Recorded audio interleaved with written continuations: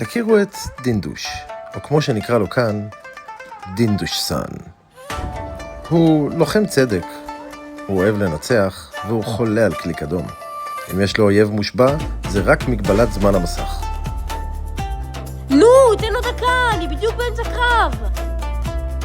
אז איך הכל התחיל?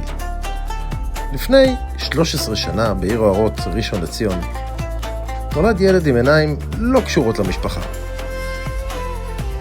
הוא נולד חסר סבלנות, גרם לאמא ואבא לעבירות תנועה עוד לפני שיצא מהבטן, וטס מהמיון ישר למשימה הבאה. גיבור על מהרגע הראשון.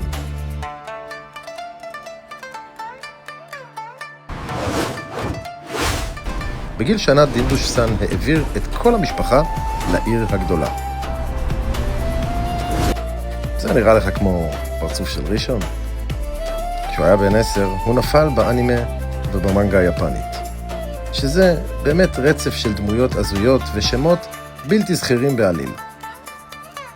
אבל זה סידר לו טיול בר מצווה משפחתי ליפן. מקרי? לא נראה לנו. כמו לכל גיבור על, גם לדינדוש-סן יש סיידקיק בלתי נפרד, מקס הסופר שיצו. איזה כלב זה. האמת, שאף אחד עוד לא גילה מה כוח העל שלו. אבל הוא חמוד ואוהב שמדגדגים אותו בבטן.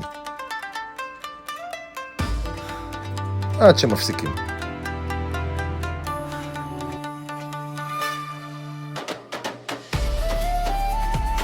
עכשיו, למה הוא באמת גיבור על דינדוש-סן? מי שמכיר אותו יודע שזה בזכות לב הזהב שלו, העזרה לאחרים וקסם שאי אפשר לעמוד בפניו. עוד קצת דגדוגים בבטן. כשדינדוש-סן נכנס למשחק, הוא ליטרלי נכנס אליו.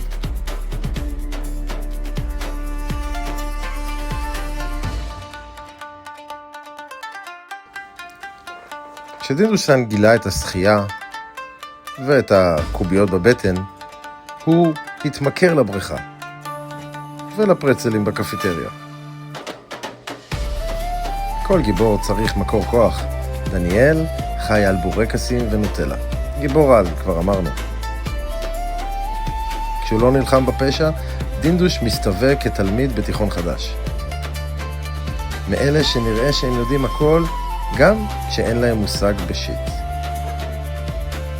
והיום, כשדינדוש-סן עולה למצוות, כמו הרבה גיבורי על אחרים, הוא בוגר יותר, חכם יותר והרבה יותר גבוה.